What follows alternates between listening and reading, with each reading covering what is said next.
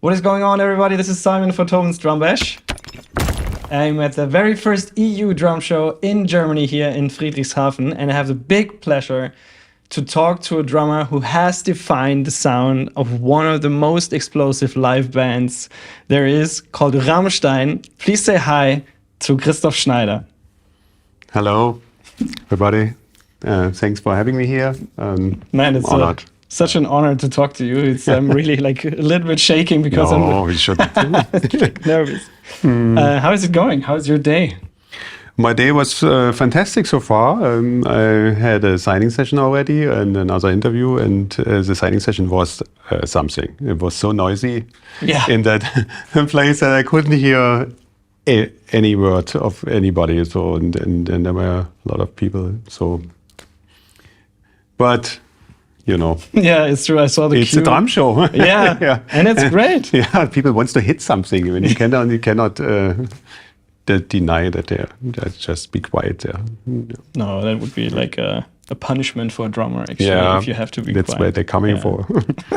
You had that EU podcast, and you mentioned that you're going to play some Rammstein songs today without the vocals. And you also mentioned that you are more of a band player. So what would you say would be the most important thing for you out of the drummer perspective when it comes to playing with a band? Don't make the singer angry. Don't make me. Yeah, that it means that you have to support the band and laying down your track, your fundament for the other musicians, and this have to be clear, simple, and steady. When you are doing too complicated things or it depends on the songs, or you're doing things where they're not belongs in the songs, then everybody else will be upset and you get a look. So for me, it's the question, being also a little bit, bring off some discipline. Not to do too much, even if you are excited and have some ideas sparking in your head. Stick to the song like the song is. Yeah. Was there ever a moment when you tried something and then they were looking at you during a show? Many times. Of course. There are also other. Earlier times in my drama career, I wanted to be this, and I want to be develop more, maybe more double bass or whatever. And then you're trying to do these things all the time in different songs where they not belong to, but it works somehow. But then mostly my colleagues, they're not very excited about it. Okay. They want me to play very straight and easy and more like supportive than to show up what maybe all drummer can do, and that's why I became my style quite simple over the years. I had more more the intention or more ideas for my style, but when we started to playing to click tracks and sequences, I figured out that I had a lot of things I couldn't play anymore, like I thought I could play, because I didn't keep the timing, and then I set them beside at first, and so my style become more transparent and more simple. Yeah, and I think this is also, like you mentioned this also in the podcast, that you had to develop a different kind of style of playing with Rammstein because of all the sequencers and whatnot, electronic stuff. Yeah. So it is basically that you started to try to play as less as possible, but still enough for the music, or maybe. Yeah, this is. We figured together out that certain things also in drumming sometimes supported the guitars very well. For example, that rhythm when you play just everything on one, we call this I don't know what we call this, Stampfbeat oder sowas. Then this one, I never would think that I would play something like that. But then I later I figured out that the Stones sometimes used this kind of rhythm a lot. Yeah, really? Painted Black or so. Yeah, Yeah. And because they were in the 60s, and this kind of groovy playing comes later with John Bonham. Although he played along guitar riffs and had different rhythms, and we got back to this straight thing, and it had so much impact. Which everybody likes, and then was my role to play these kind of rhythms, and like I felt like really stupid in the beginning because no other drummer was playing like that. Yeah. Mostly, but became kind of my style, and then over the years, people liked it, and getting better and better with that, and then you also kind of adding other things to it. Yeah, it is really outstanding. I saw you guys play at Waldbühne in Berlin. It was my very first and unfortunately last Rammstein show that I saw, and I was so blown away also by your drumming, but also like this massive sound you guys have, and it's insane. And you're closing the show tonight, which I'm really looking forward to see you play, and I think it's going to be amazing. And maybe we can talk a little bit about your drums that you brought for today's show. What kind of kit? Yeah, it is more or less the same drum I'm using also for live shows. It's the same kit. I didn't bring everything because I don't need everything for that what I'm going to do tonight. And I'm doing this the very first time. Playing on a drum show in front of other drummers, and it's a totally different setup, and it makes me nervous. Because it's another audience. But as far as I know, drummers, they are mostly very good colleagues, and it's a nice community where you're supporting each other and talking out. It's not a contest, No, it's everybody not a contest, is doing what he can do, and as they invited me, then I'm going to show how to play on some Rammstein tracks. People are gonna love it. I hope so. I'm really excited about it. So, do you have like a specific drum or anything that is essential for your drum sound or for your sound? You realize that you depend on a lot of things when you sit sometimes on the other guy on another drum kit, which is not yours, that you feel very strange and cannot play what you usually can play because it sounds different. It's a different angles, setting, heights. You can. Drum set is not like a piano, No. It's every time the same, or a guitar. Everybody builds a different setup, different tuning, different sizes, and I don't have any very specific thing, but I figured out that when I just have a single pedal for the bass drum, I feel insecure, even if I don't play so much double bass, but for some fills and some things I need it, and then I miss it when I have just one pedal. I cannot play anymore with that. So that will be my double bass pedal. Yeah, somehow. That's interesting. It's that's not something I would expect, but it makes totally sense. Yeah, if you're used to have it all the time, then you maybe use it also for fills and little things, and if you don't have it, then you can't play certain things. And I also saw like you're also for the drum sound, which is so massive outside. You also use do you also use triggers for that, or is it really like, I don't know, the tuning or the these days this is more the look for good sound tuning. I'm not using this triggering so much anymore. I used to, and it was also for a certain period a part of our sound. But when I listen back now to those recordings, when the triggering is too loud, then it doesn't sound good. This mixing, and it was in the 90s was very popular, but then we don't I'm using pads for certain effects, and but not like a additional tom sound on the toms or additional snare.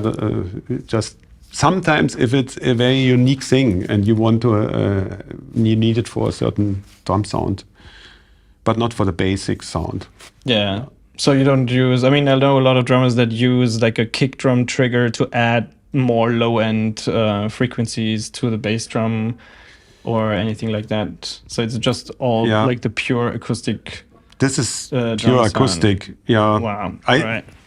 Yeah, but I don't know. Triggering is maybe helping a lot when you need more attack and you need more something. Or because low end mostly the bass drums got a lot. But low end can be also different. Yeah, for some music like hip hop, you have low end. Yeah, that's right. Yeah. Yeah. And when you're touring with Rammstein, I mean, you played so many big shows and venues and all over the world, basically. Is there one where you would say this was the most impressive show or venue until today?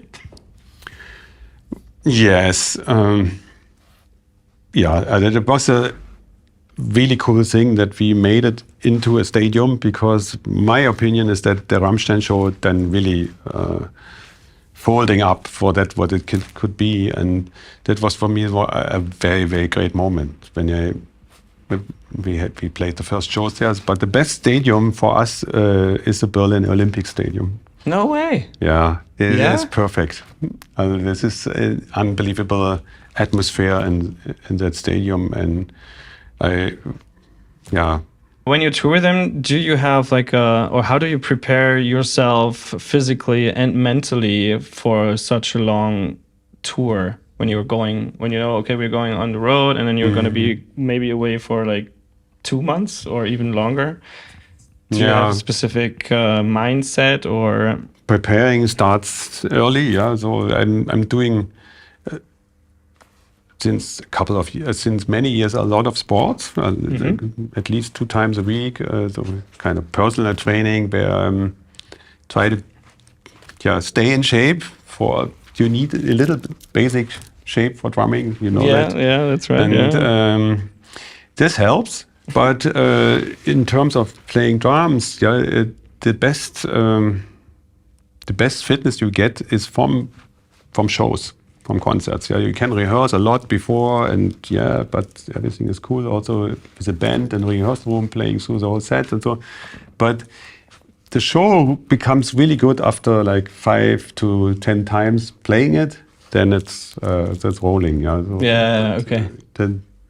And when you are coming off a tour, then you have that mood maybe for another 4 weeks, and then it's fading away slowly. Yeah. But do you also work out or do sports when you are on tour, or is it just for the preparation? I mean, you do sports while when playing we are on drums, the road, basically. and then I'm using kind of gym properties or whatever is in a hotel, or I go for a run or something. Yeah, I like that too. When you are in other cities, and then this is kind of a sightseeing. Also can do like combined with jogging. Nice. When you do Rammstein, that's also very nice. Actually.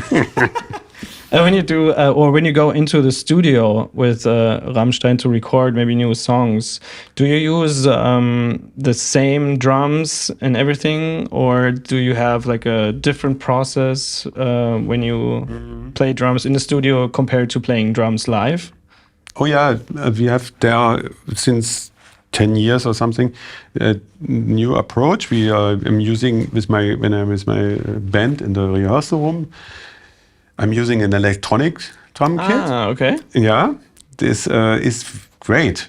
I mean, then we can lower the whole volume thing. The guitars doesn't need to be so loud like they needs to be when you are having acoustics. It's what we've done many years before, and everyone gets headache. And so we are putting everything on one mix desk, and then have like big studio speakers. Yeah. And there's everything like in stereo on it. So Wow, really? So you don't and so we don't need headphones, we don't need in-ears. We just play and we can talk to each other while we are playing. And this works very good. And e-drums, they sound very good these days. Also, when you record with it. And this is our way to writing songs. Everything needs to be rehearsed and practice, and then playing that riff along, and then trying this part, and then putting things together. So you still write songs all together in a room, like the classic way to write songs? They are sometimes written before, like as a demo from a guitar player, but we don't go like direct in the production. It needs to go through that mill of playing, and usually then it's going to change a lot. Yeah, because everybody needs to feel good with that. Also, we think also then at that stage also about live, how that would feel when we play live. If the tempo is uncomfortable, and you know that will stay uncomfortable when you are on a stage. You always want to play faster, and this are things you just can figure out when you play the things. Yeah. That's right. Yeah. I mean, especially on stage when there's the adrenaline, and then you usually you rush, which is human. Like a human thing to do, so it totally makes sense. Yeah, but then when you go into the studio, then you have your drum set, and then we're using the acoustic and then you usually tracking setup. The sound is nice, and then lay down the drum tracks at first, and then the other playing their things. That we usually work. Yeah, and this is also like when you did the podcast with the EU Drum Show, it was in your studio. Like because we saw some drums in the background. This is my room. This is also the band's rehearsal room. That's what I wanted to ask. We have basically kind of a rehearsal room, which you could also call studio, but it's not a classical studio. Okay. So you're not gonna record the album songs in that studio, so you go somewhere else in Berlin. We're rehearsing there, and when the band is not there, then this is my rehearsal room. If you would have the chance to step into another drummer's shoes, which band or drummer would you pick?